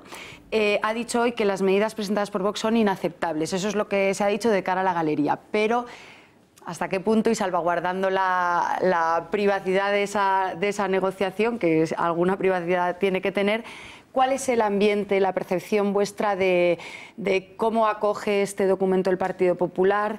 ¿Qué nivel de negociabilidad, si podemos emplear esa palabra, hay con ese documento? Que luego un segundo paso será Ciudadanos. Pero... Hombre, está claro que no debe ser inaceptable cuando llevan 7 horas sentados negociando, ¿no? Y sí, efectivamente, Ciudadanos no se entiende Rivera a quién obedece. Quizás es a Valls o es a Macron, o es, no sé, no sabemos muy bien a quién obedece y por qué hace estos cordones sanitarios a Vox y por qué además tiene esta facilidad y esta predisposición a sentarse con los comunistas de Podemos. Quizás es que está pensando en negociar luego con PSOE en el gobierno nacional y está más cómodo en un futuro gobierno con Sánchez, el socio de los golpistas. A lo mejor sí. A lo mejor es que Ciudadanos ha engañado a sus votantes. Y a lo mejor está mucho más cómodo con la izquierda. Lo vimos en esa estación, donde Juanma Marín se sentó con Teresa de Podemos y estaban cómodamente charlando. Eso no fueron capaces de hacerlo con Vox. Entonces, nos resulta sorprendente. Yo creo que Ciudadanos tiene que repensar su posición, ¿no? Sus votantes no lo están entendiendo. Yo espero que vuelvan a lo que están esperando sus votantes y que se pueda por fin unir a esta propuesta que tenemos para acabar con 40 años de régimen socialista en Andalucía, que es lo que queremos y es nuestro objetivo, y yo creo que lo tenemos que conseguir. Yo tengo esperanzas todavía que el señor Rivera pues entienda para lo que le han votado y que entienda que se tiene que sentar y sobre todo que respete los principios de la democracia. Germán. Yo voy a incidir un poquito en lo de Ciudadanos también, porque es muy llamativo. Hoy se han visto, por ejemplo, en las televisiones generalistas, que ya una vez roto ese boicot absolutamente férreo que había hacia Vox, porque ya no pueden evitar haber entrado en el debate con el tsunami que se ha producido. Hemos visto las grabaciones de Albert Rivera, de Toni Cantó, de una serie de miembros entonces creo que Toni Cantó estaba todavía en UPyD, pero bueno, pero desde luego de Albert Rivera una larga intervención rodeado de cámaras y rodeado de micrófonos en los cuales estuvo explicando con mucho detalle en el año 2015 una posición que es textualmente la misma posición que defiende en este momento Vox. Respecto a la ley de violencia de género. Respecto a la violencia de género. Es muy difícil esa hemeroteca superar ese tipo de cambio tan radical, es decir, una oposición tan radical a una posición que es idéntica, absolutamente idéntica a la que tenía. Yo por eso pregunto, ¿creéis que hay diferencias dentro de Ciudadanos en esto? Que tenemos a unas partes que realmente están tentadas, digamos, de esa operación socialista, de permanecer con los socialistas, que tienen temor a que después de 4 años de haber estado con los socialistas, si ahora se levantan las alfombras y se tira de la manta, o como se quiera decir, realmente el desafuero máximo que hay en esa administración, de alguna forma se teme que haya efectos que repercutan negativamente para Ciudadanos de cara a las elecciones? Todo esto hay que verlo en el contexto de que tenemos unas elecciones inmediatas muy importantes, europeas, municipales y regionales, autonómicas, y quién sabe cuándo nuestro querido Baby Doc o el caudillo antillano que tenemos en Moncloa va a convocar las otras elecciones. ¿Qué tipo de resistencia, cómo graduáis la solidez de esa negativa rotunda de Ciudadanos? Yo creo que la mayoría de Ciudadanos no tiene ADN, quiero decir, es un partido bastante oportunista que funciona según la ola. Y... Por cierto, perdona, Macron nos ha hecho, y su gobierno nos ha hecho un favor enorme, pero por parecido eso parece que obedecen a otros. De la Sexta, vamos. ¿Qué ha dicho Macron, Germán? La ministra, el gobierno obedeciendo a unas... Ha habido por parte del gobierno español, se ha interesado en que hubiera comentarios fuera de nuestras fronteras, y los primeros que lo han hecho han sido el gobierno Macron, que como no tiene problemas propios se ha dedicado a hablar de España. Yo creo que les ha hecho un favor a Vox bastante importante. Hombre, yo es que creo que también, a ver, en Europa hay algunos que están interesados en que la nación española desaparezca, ¿no? Y quieren que esto sea una especie de Estado federal que se disuelva en Europa, y así conseguir con este proyecto europeo de burócratas y con una España menos fuerte, con menos capacidad de influir, ¿no? Y entonces probablemente ahí pues Macron en esto, pues, y Rivera le sigue, por eso Rivera le gusta tanto sacar la bandera europea, y la bandera española pues le gusta, pero combinada siempre con la europea, ¿no? Porque ahí nos llama, si no, patrioteros, como nos ha llamado, y nos llama nacionalistas españoles. ¿Pero les ¿no? veis les veis acercarse? Les vemos, sí, yo creo que sí, ellos están, a ver, partiendo de la base que además la gran parte de Ciudadanos en Andalucía vienen del socialismo. Entonces están incómodos auditando al socialismo. Y la pregunta que nos tenemos que hacer, estos años que han estado con Susana, ¿realmente qué han hecho? Susana dijo que había sido un compañero cómodo de gobierno. Lo dijo en los debates, Marín le dijo Marín. Y de hecho, Marín alabó a Susana. Entonces yo creo que ahí hay una especie de entendimiento, y ahora les resulta muy incómodo ponerse en las posiciones de Vox, que es una posición dura, de auditoría dura, de meter auditores, no interventores, auditores durante 4 años a levantar las alfombras y desmontar el 75% de una red clientelar y paralela, y de administraciones y de sindicatos y de patronales que están lastrando y que están ahogando al andaluz, ¿no?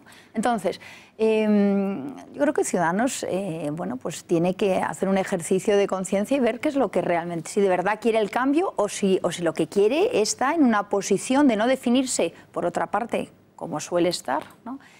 Para guardarse las espaldas para un posible pacto luego con el PSOE en el Gobierno Nacional. Pero eso lo que tiene que hacer es decírselo a sus votantes. Esa intersección, efectivamente. Claro, o sea, tiene que decirse a sus votantes. Bueno, Andalucía es clave como en la política nacional, porque es el 20% del censo. Si quieres te lo cuento, ¿no? Entonces, claro, la posición de Vox en Andalucía es central, no es lateral, es central. ¿Por qué es central? Porque vale lo mismo que la de Ciudadanos operativamente o que la de Adelante Andalucía. Uno tiene 12, el otro tiene 17 y el otro tiene 21. Pero ninguno, sin 3 partidos de los 5, consigue gobierno, excepto PP con PSOE, cosa imposible. O sea, eso sí que es imposible, como tú comprenderás. Pero ni Adelante Andalucía, que va a 50, ni Ciudadanos, que iría a 54 y hace falta 55. Llegaría operativamente a lo mismo. No tiene posición central Ciudadanos. Ni vosotros, ni Adelante Andalucía, solamente el PSOE, pero nadie quiere ir con el PSOE. Hoy os lo ha puesto muy fácil, sobre todo Adelante Andalucía, y la aliada vuestra esta que tenéis, que es Teresa Rodríguez, que ha dicho que rechaza cualquier alternativa con Susana Díaz, que no hay nada que hablar, que el PSOE ponga a otro. Ni a heredar. Ni a heredar, que ponga a otro. Ya ha salido el coordinador de Izquierda Unida hoy. Eso no ha sido a la vez, en tiempo real, a la vez que Vox se reúne con el Partido Popular. Yo creo que el Ciudadanos, desde el punto de vista estratégico, está equivocado desde hace tiempo, ¿no? Un día, hace poco, a finales de mayo de este año, que se presentó una moción de censura contra Mariano Rajoy. Y anteriormente, Rivera votó el presupuesto de Mariano Rajoy. Qué mala vista tenía de cómo iban los aires. Sin embargo, la canaria Oremás tenía un olfato que tú no veas. Se abstuvo rapidito en 24 horas en cuanto el vasco dijo que no. Entonces este no deslindó la posición política, pero la deslindó hacia la derecha. Por eso os llaman las 3 derechas. No tan distantes los 3. Los de izquierdas consideramos que el 4,5, que es la socialdemocracia, ahí ya no está Ciudadanos, amigo. Ahí ya no está porque deslinda cuando vota a favor de Mariano. A favor de Mariano en la moción de censura. Haya deslindado, por mucho que se crea, cuando el 25 de mayo se resuelvan las municipales y autonómicas, que es dentro de menos de 4 meses, va a tener que pactar con esas supuestas 3 derechas, el Ayuntamiento de Madrid, la Autonomía de Madrid, la de Valencia, Ayuntamiento de Alicante, Leganés, Alcorcón, y eso no va a querer hablar con vosotros. Entonces, ¿con quién va a hablar? Con el PSOE. Con la Izquierda Unida, que no, es que no es posible, porque ya ha deslindado. El día 1 de junio deslindó cuando vota a favor de Mariano, que ya estaba un cadáver político en vida, ¿me entiendes? Va y le vota, pero oye, la canaria, Oremás, qué artista, esa se estuvo... Ana Bravas, efectivamente. José, se estuvo, entonces, posición política central tienen, y ahora la tenéis que hacer valer, y no os dejéis ningunear ni chulear por nadie que tiene la misma posición estratégica, aunque tenga 200.000 votos más o menos. Vosotros también tenéis que en toda España 100.000 votos más, solo con Andalucía, que el PNV, que tiene 202.000. Vosotros 400.000. Y fíjate qué valor político tienen. Si doña Rocío Monasterio aguanta con nosotros 20 minutos más, que no va a poder decir que no, porque acabo de planteárselo en público, lo que vamos a hacer es marcharnos a la... Espera, hemos de ir a la publi. A la vuelta, Rocío Monasterio va a contestar al mapa que ha dibujado José Luis Balbás. Yo lo voy a someter a 3 o 4 preguntas relativamente, en fin, de tornillo, porque si no es que se va a escapar viva esta noche de aquí, y esto no estará muy bien. Y les dejo con un consejo, un concierto. Tamara, que Bea Fajardo nos lo va a contar. Vea. Buenas noches, José Javier. Tamara en concierto. La artista, conocida por todos, comenzó a dibujarse con apenas 15 años. Con gracias consiguió 10 discos de platino y discos de oro en varios países de América Latina. Ha seguido su carrera brillando sobre los escenarios, alcanzando unas cifras de vértigo. 12 discos en el mercado, más de 2.500.000 copias vendidas, multitud de premios a lo largo de su carrera, como el Premio de la Música al Artista Revelación y Premio Onda a la Mejor Canción, así como 4 nominaciones a los premios Grammy Latino. Su madura voz y la sensibilidad con la que transforma los boleros de antaño en éxitos hacen que sea una de las artistas más reconocidas de nuestro país. El concierto tendrá lugar el 19 de febrero en el Teatro Rialto de Madrid. Pueden comprar sus entradas en las taquillas del teatro, en entradas.com, en butacaoro.com, en elcorteinglés.com o llamando al 902 488 488. Un concierto inolvidable que no se pueden perder. De mi sufrir, porque en mis ojos una lágrima.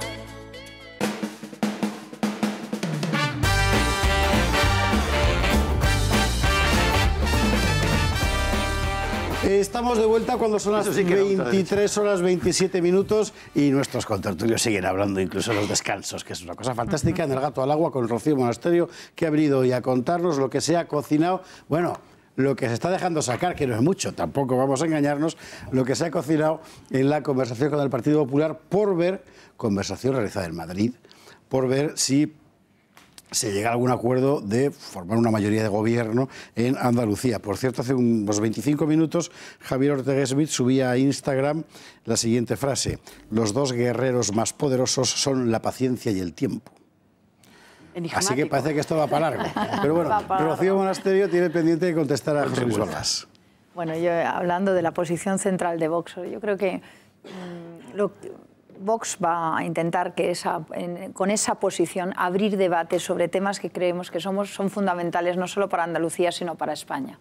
Y con la voluntad de que esos temas pasen a ser propuestas políticas en el programa de Andalucía, pero no solo en el programa de Andalucía, sino a nivel nacional, porque nosotros la política que proponemos para Andalucía es la misma que proponemos para toda España, porque no hacemos distinciones entre autonomías. Entonces, cuando hablamos del tema del recorte del gasto ineficaz o ineficiente, hablamos para toda España. Cuando hablamos de acabar con sindicatos, con subvenciones, asociaciones, con la grasa del Estado, no solo hablamos de Andalucía, hablamos también de lo que vamos a hablar de toda España. Cuando hablamos del tema de género y de las redes clientelares, hablamos para toda España, de la libertad de educación, de la familia, de la natalidad, etc. Entonces, este es un trabajo que estamos haciendo de abrir un debate que a muchos además les molesta muchísimo, porque yo veo a estos progres realmente irritados con nuestras propuestas. Nosotros estamos muy tranquilos, tenemos todo el tiempo del mundo y no vamos a retroceder nada en nuestras propuestas, ni dejar de hablar con claridad, porque yo creo que además los españoles lo están agradeciendo y estamos dando la oportunidad de ver bueno, pues cómo son muchísimas leyes, que se estaba haciendo un pacto que no era un pacto de Estado, era el pacto del silencio, para que los españoles no nos enteraban de lo que pactaban los políticos a nuestra espalda. Creo que nuestra incansable Emilia Chacón va a ser capaz de ponernos, mientras seguimos hablando con Rocío Monasterio, algunas de esas propuestas de Vox. En realidad más que propuestas son afirmaciones, ¿verdad?, de las que ha difundido, muchísimas gracias compañeros, de las que ha difundido hoy en ese documento que está sirviendo, por así decir, de columna vertebral de las conversaciones con el Partido Popular. Y a mí, Rocío, me gustaría hacer las preguntas que le harían en cualquier cadena de televisión mainstream. ¿Dónde está la línea entre la firmeza y la tozudez? A ver, nosotros en Vox y con nuestros 12 escaños, que hay que recordar que son 12, no tenemos líneas rojas como tiene el Ciudadanos. Nosotros, nuestras líneas rojas son las de la bandera española y lo que sirve a los españoles, ¿no? Realmente yo creo que esto no es tozudez, esto es coherencia. Esto es la transparencia de presentarnos con un programa a los votantes y defenderlo. Y defenderlo en las televisiones, defenderlo en las negociaciones y defenderlo en transparencia. Y decir, oiga, hemos intentado que estas propuestas sean admitidas por el Partido Popular, estas han salido adelante, esta no, estas han negociado. Y eso es lo que vamos a contar si se llega a un acuerdo. Y si el hecho de que no se salga adelante en alguna de estos puntos concretos frustra un pacto por la mayoría, eso no será tanto como por una intransigencia de parte frustrar un proyecto que trasciende el propio papel de Vox, puesto que se extiende a nada menos que quitarle el poder al PSOE de Andalucía. Pero si lo nuestro no son exigencias, la intransigencia es la de Ciudadanos. Eso sí que es ser intransigente. Decir, nosotros proponemos 90 puntos y no vamos a cambiar una coma. Eso, que dijo el señor Villegas, eso sí es ser intransigente. Nosotros presentamos nuestros 19 puntos para hablar sobre ellos, intentar convencer, en este caso al Partido Popular, que es el que está reunido hoy con nosotros, y llevarle hacia nuestro programa y nuestras propuestas. Eso creo que es algo básico en política, ¿no? Y nosotros estamos convencidos de que además podemos llevarles a que hagan suyas muchas de estas propuestas, que yo creo que son buenas para España. Y de lo que han hablado hoy con el Partido Popular, ¿en qué medida puede deducirse, o no, por el contrario, que a lo mejor un enunciado algo más, digamos, laxo o light, si se prefiere, de estos puntos podrían dar lugar a un cierto acuerdo, a un punto de encuentro? Bueno, yo creo que la voluntad de llegar a un acuerdo entre el Partido Popular y Vox es clara. Nosotros, si no, no estaríamos reunidos hoy en todo el día y si no, mañana no habría reunión. Yo creo que en eso nosotros tenemos interés por sacar al socialismo de Andalucía y vamos a hacer todo lo posible. Y el Partido Popular también tiene ese interés, claro, y eso es importante. Al que hay que hacerle las preguntas de cuál es su verdadero interés es a Ciudadanos. ¿Y qué sería peor para Vox? ¿Formar parte de una mayoría gubernamental para la que tendría que haber renunciado a parte de sus principios? ¿O quedarse en la oposición con la consecuencia inevitable de que la izquierda habría llegado al poder y todo el mundo podría decir la culpa ha sido de Vox? Nosotros no contemplamos esa opción. Nosotros creemos que o se llega a un acuerdo ahora o vamos a unas elecciones que además serían en mayo y ahí creemos que podemos sacar muy buen resultado. Entonces, no estamos en esa opción y creemos que estos meses van a ser unos meses de desgaste brutal para el PSOE también. Viene el juicio del tema de los golpistas, va a haber otra vez el tema de los indultos. El juicio de Cataluña va a condicionar la política de Pedro Sánchez clarísimamente y va a arrastrar lo que pasa en Andalucía. Y si al final se tuvieran que, esperemos que no, repetir unas elecciones en medio de las elecciones de mayo, eso va a funcionar en clave nacional, no va a ser como las elecciones de Andalucía, estas que hemos visto en diciembre. De todas maneras, yo no me quiero poner en esa posición porque yo creo que tenemos voluntad de llegar a un acuerdo, vamos a intentarlo y vamos a intentar convencer a Ciudadanos de que se deje de cordones sanitarios y que adopte una posición de defensa de los principios fundamentales de la democracia y del respeto a los demás partidos y sobre todo el respeto a 400.000 andaluces que han votado esa opción que es Vox. Un día vamos a tener que explicar por qué el cordón sanitario se llama así, porque además cuanto más ves la fórmula, más absurda parece. Guillermo Cortázar. Sí, no, yo tengo una pregunta a la raíz de su intervención, Rocío, que es que acabar con los sindicatos. A mí no me parece una idea brillante, porque tanto los sindicatos como la patronal se han convertido a través de las subvenciones en aparatos supeditados al estado de partidos, a los dirigentes de los partidos. No son reflejo de la sociedad que tiene sus intereses y se defienden, sino que como están subvencionados, pues defienden los intereses del poder político. Entonces la pregunta que te hago es la siguiente. En relación a la financiación de los partidos políticos, ahora que vosotros vais a poder tomar parte de ese pastel, que es un pastel que consiste en 60 millones de euros para el funcionamiento regular y otros 60 millones a través de los grupos parlamentarios que ahora vais a tener vosotros allí, ¿no? Entonces mi pregunta es, del mismo modo que queréis acabar con los sindicatos, imagino que es no acabar con los sindicatos, sino acabar con las subvenciones a los sindicatos, vosotros proponéis, que yo creo que sería muy favorable para el electorado, terminar con el actual sistema de financiación abusivo y que genera partitocracia como es la financiación de los partidos políticos. Sí, Vox lleva en su propuesta que los partidos políticos se financien de la cuota de sus afiliados. De hecho, Vox hasta hoy lo ha hecho así. Lo que queremos es proponerlo y que todos los partidos jueguen en la misma liga. Pero ahora vais a cobrar del nuevo sistema. Bueno, entonces nosotros y cuando hablamos de los sindicatos y la patronal es por el mismo razonamiento. Creemos que además para defender ideas en libertad no puedes depender de una subvención, ¿no? Y creemos que eso se puede hacer y creemos que además es la única manera de que no estén comprados los sindicatos y que no respondan a otro tipo de... Y la patronal y que no respondan a otro tipo de intereses. Todos los partidos deberían jugar con esas mismas reglas que nosotros estamos proponiendo y es que se financie con la cuota de sus afiliados. Ya está, es muy sencillo.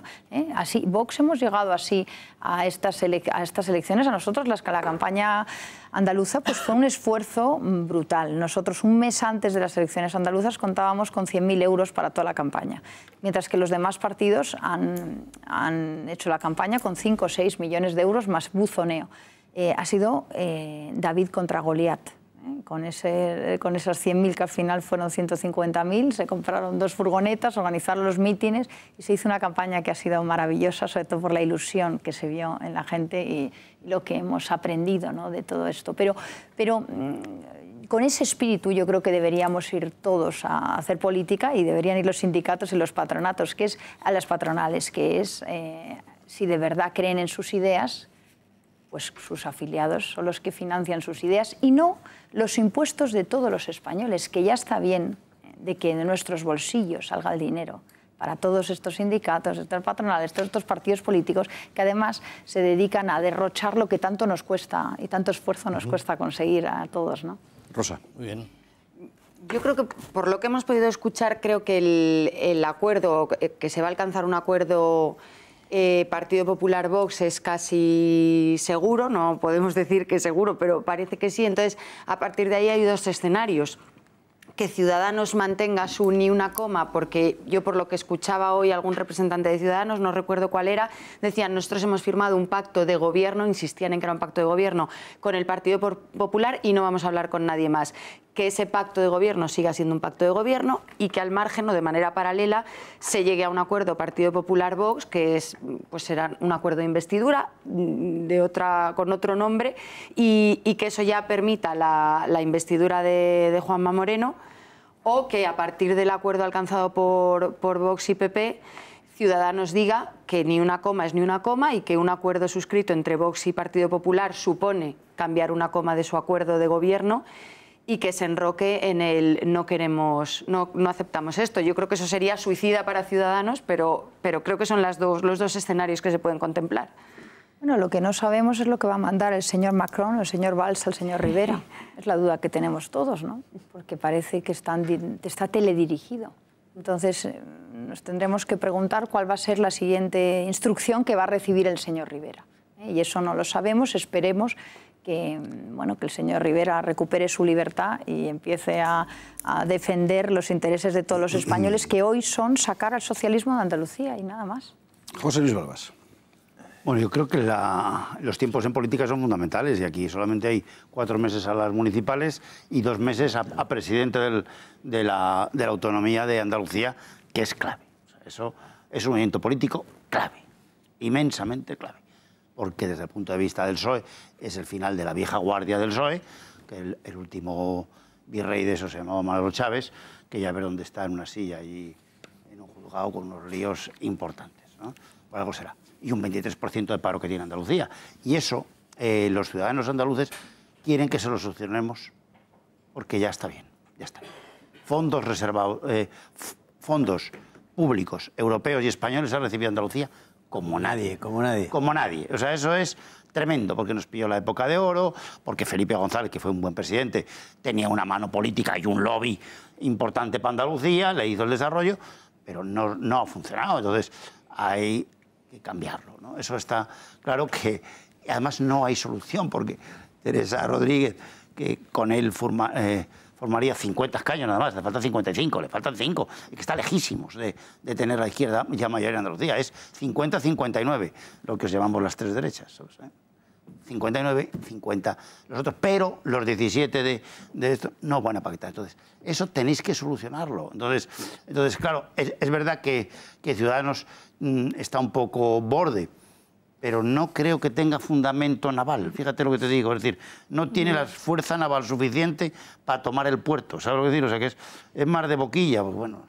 Los franceses que me dices deben ser los de que están con los amarillos, esos de los chalecos amarillos, tan debilitos. Si solo tienes aliado, no tomamos el puerto, ¿sabes? O sea, que esto está claro que ahí se va, no se va lejos. Entonces, ¿cuál es el fundamento? Generar mayorías políticas que solucionen a los españoles grandes problemas como tenemos. Nosotros hemos hecho desaparecer cerca de 2 millones de empleos y cerca de 150.000 pymes. ¿Quién las crea? ¿Y quién las financia? Porque sin eso no vas a pagar las pensiones, Morenita. ¿Sabes? Y en Andalucía, uno de los sitios más débiles que hay. Y fíjate cómo empiezan a soltar ya los cachos. Sobre todo en Extremadura, que no hay para infraestructuras, porque eso se financia con economía real. Y si alguien no resuelve la economía real, querido, y nos dedicamos a hablar de tonterías y no a solucionar los problemas de la sociedad, también nos echarán a vosotros. Echan a todo el mundo que no solucionan las cosas. Aquí termino. Nota al pie, sí. se ha tardado 37 años, pero tienen derecho los andaluces a otra alternativa. La verdad es que ninguno de los 5 candidatos era bueno. Pero vamos, de verdad. Yo creo que simplemente con que... pero quiero que me contestes a ¿cuál si es la ves, pregunta? Pero aquí de todo. la pregunta está clara. Si se le va a solucionar a los andaluces, el fundamento del asunto es resolverles el tema económico, que no se puede tener una sociedad con el 23% de paro. Por supuesto. En una época alcista de crecimiento de 4 años al 3%, ¿entiendes? Las propuestas económicas... Fíjate cuando venga la crisis, que va a venir. Tienes que distinguir tus intervenciones entre una afirmación y una pregunta. Eso es una pregunta. Pero las propuestas económicas de Vox son la respuesta a todo eso. Quiero decir, una bajada de impuestos, Pero, Rocío, que se nadie se incentive cree las propuestas. Mariano Rajoy hizo unas parecidas. Nadie se cree las propuestas del socialismo. Y no cumplió ni una. Claro. Eso de la educación también lo decía Mariano Rajoy, lo de la familia. Hay pendiente. Germán, Julio, y nos vamos a la publicidad. Yo creo que en la cuestión de credibilidad, que es quizá en este momento la gran batalla que está ganando Vox, que es decir, todo este proceso no es explicable sin ese plus enorme de credibilidad que tiene Vox respecto a los demás partidos, eso se ha notado, y ahora se verá de aquí a mayo, es lo que tienen que desarrollar. Pero claro, ya en sí el proyecto de desmantelar la experimentación social, todo ese entramado inmenso de experimentación social donde está la red clientelar dentro. Simplemente el desmantelamiento ese libera tantas fuerzas y tantas energías y sobre todo tanto dinero que ahí hay proyectos muy plausibles, o sea, muy posibles y realizables, ¿no? Pero hay un tema clave que a todos los partidos les vemos que tienen programas, todos los partidos vemos que tienen propuestas, pero ¿sabéis lo que le falta a la mayoría de los partidos? La voluntad política de llevarlas de verdad y realizarlas. Y yo creo que Vox lo que demuestra es voluntad política. Y cuando hemos estado hablando del tema de género, la gente decía, bueno, es algo que dicen, y lo hemos puesto sobre la mesa. Cuando hemos hablado de la memoria y lo hemos puesto sobre la mesa, cuando hemos puesto a hablar de la red clientelar, de desmontar, y lo hemos puesto. Entonces están viendo que verdaderamente nos peleamos y damos la batalla por las ideas que hemos estado defendiendo. Y es lo que vamos a seguir haciendo. La voluntad política, la firmeza y la determinación, yo creo que son 3 puntos que son claves y que son característicos de lo que defendemos y del proyecto de Vox. Julio, muy brevemente, por favor. Porque quieres a dormir. ¿Qué me das? 16 segundos. ¿Qué ibas a decir? Que 16 minutos y me acaba de dar una lipori. Rocío, una afirmación. Ciudadanos es Ciudadanos porque viene de donde viene. Por eso Valls, Macron y todo lo que hay. Los ciudadanos desde la Revolución Francesa son sujetos dotados de derechos gracias a la enorme generosidad del Estado, que es quien dota al ciudadano de derechos y le convence de que siendo un ciudadano tiene un montón de derechos. Ese mismo ciudadano, después de la Revolución Francesa, porque antes quien tenía derechos era la persona en familia, esos eran los sujetos de derechos. En la Revolución Francesa eso cambia dramáticamente, hasta el punto de que los derechos ya no son originarios como eran antes para la persona y anteriores al Estado, y por tanto irrevocables, inalterables. A partir de ese momento los derechos, como te los han dado, te los pueden limitar, te los pueden tocar, ¿Qué le ha pasado a Ciudadanos? Pues que Ciudadanos no ha respetado los derechos de los ciudadanos toreros, de los ciudadanos padres, de los ciudadanos cazadores, de un montón de ciudadanos que teóricamente estaban dotados de esos derechos. Habéis conectado con los derechos originarios, con los derechos de las personas y de las familias. Y eso es maravilloso. Pregunta, esa era la afirmación. La pregunta, al estilo Barbás. ¿Creéis que estáis cerca del techo o os creéis que el techo todavía está muy lejos? Yo creo que nos queda mucho hasta el techo.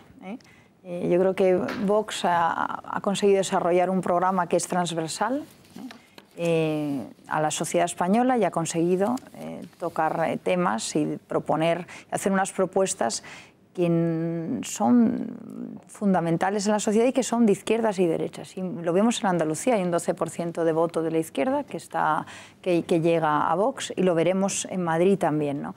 Y esa es la clave de lo que otros partidos no consiguen arrastrar. O sea, el Partido Popular ahora mismo no es capaz de hacer esa política transversal, y Ciudadanos no sabemos muy bien lo que va a ser capaz, porque como cambia como una veleta, pues realmente es cuestionable. Pero yo creo que en Vox sí nos estamos interesando y estamos consiguiendo responder a lo que a muchos españoles les preocupa, y la prueba es que además hay una gran desconexión entre la sociedad española y lo que hablan nuestros medios de comunicación y lo que hablan la mayoría de los políticos. Y eso se ha visto en la gran sorpresa que han sido los 12 escaños de Andalucía. Los medios de comunicación hablaban de otra cosa, las encuestas electorales hablaban de otra cosa y los políticos hablaban de otra cosa. Y la sociedad española estaba en otro sitio. Y esa brecha brutal entre la sociedad y la élite progre de los medios, mediática, política, etcétera, etcétera, es la clave de un fenómeno que no estamos todavía valorando en su verdadera magnitud. Esto es un movimiento telúrico. Y está empezando, y en toda Europa, en todo Occidente. Hemos de irnos a la publicidad. Rocío Monasterio, muchísimas gracias. Puede usted marcharse a descansar. Gracias mil por venir aquí para contarnos, en fin, no exactamente minuto y resultado, pero al menos estado de la grada de esta reunión. El misterio de la Monasterio. Me voy con misterio. Bueno, como rípidos los hay mejorables, tengo que decir. Y bueno, y seguiremos hablando porque esto, vamos, ese mensaje de Javier Ortega en Instagram no nos dejará mentir, parece que va para largo. Y será interesante ver dónde se pone cada cual. Rocío Monasterio, muchísimas gracias. Muchas gracias. Si no tiene usted otra cosa que hacer, puede ir al Teatro Amaya a ver lo de Arturo Fernández, que le quedan 3-4 días aquí. ¿No? En el Teatro Amaya. La he visto tres veces. No os lo perdáis. ¿La he visto 3 veces? Bueno, con mi madre, con mis tías. No se lo pierda. No se lo pierda. Hasta el 13 de enero de 2019, buenísimo. Arturo Fernández en el Teatro Amaya. Quedan 5 días. Claro. Alta seducción. Y no lo dicen por Rosa Cuervas Mons. Es histórico, hay que ver a Arturo antes de que ¿Cómo no voy a ir? Eso. Lo he dicho. Rocío, muchísimas gracias. Nos vamos a la publicidad un instante, pero no se vayan porque a la vuelta vamos a hablar de lo que tiene en el caletre el presidente del gobierno, si es que alguien llega a escudriñarlo. Hasta ahora mismo.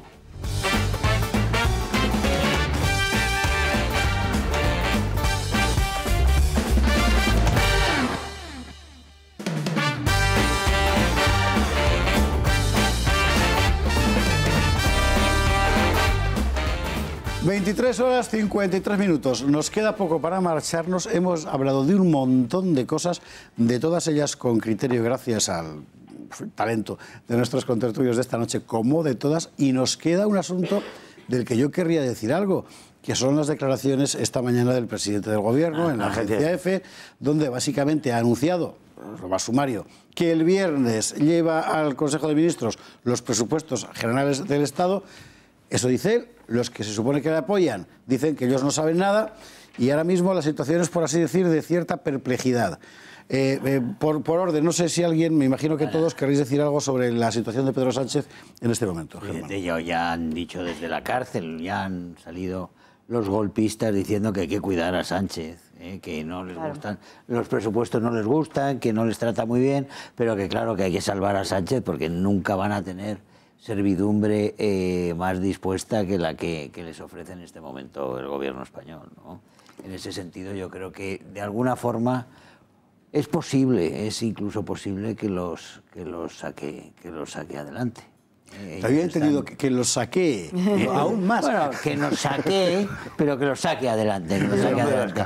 Ahora lo que no sabemos es tampoco como estos precios, los precios de todo lo que está haciendo en estos 7 meses. Hay por ahí una especie de tuit del Partido Socialista de estos meses, haciendo un balance de esos entusiastas, triunfalista de estos meses.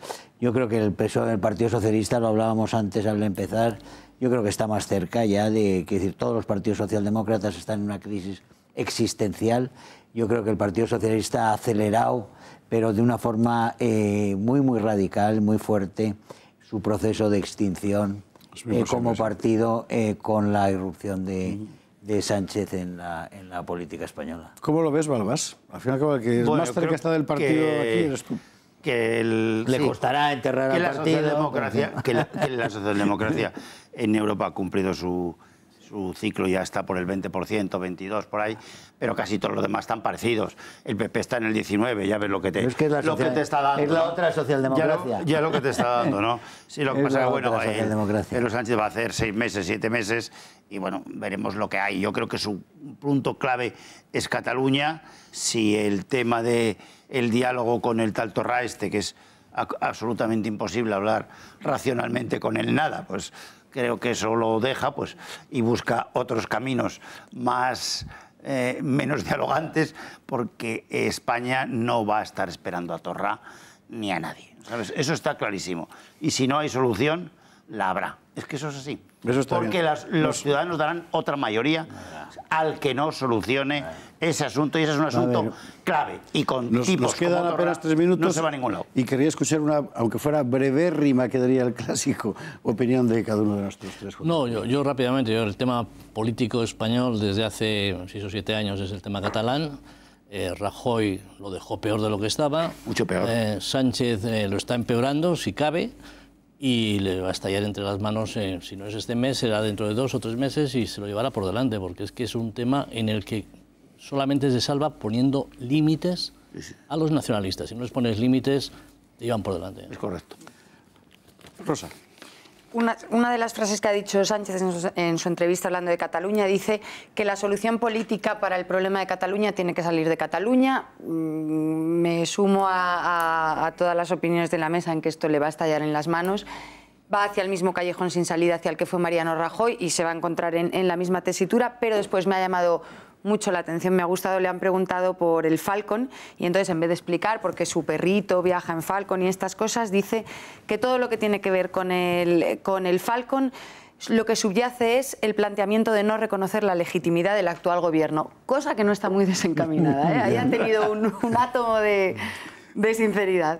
Julio Eriza, una última opinión para los 2 minutos que nos quedan de programa. Es un asunto que hemos debatido tanto. La cuestión de la legitimidad está en la falta de legitimidad que tienen los independentistas para plantear la independencia de Cataluña en las condiciones en la que lo están planteando.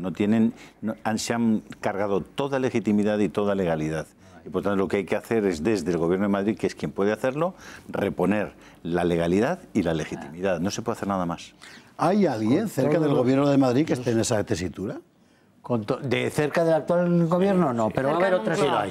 Bueno, no sé si lo hay, pero desde luego no sirve de nada que lo haya, porque no está actuando. Yo creo que lo que sí va a haber es, en su día, habrá mayorías para tomar las acciones y decisiones necesarias para restablecer la ley en toda España.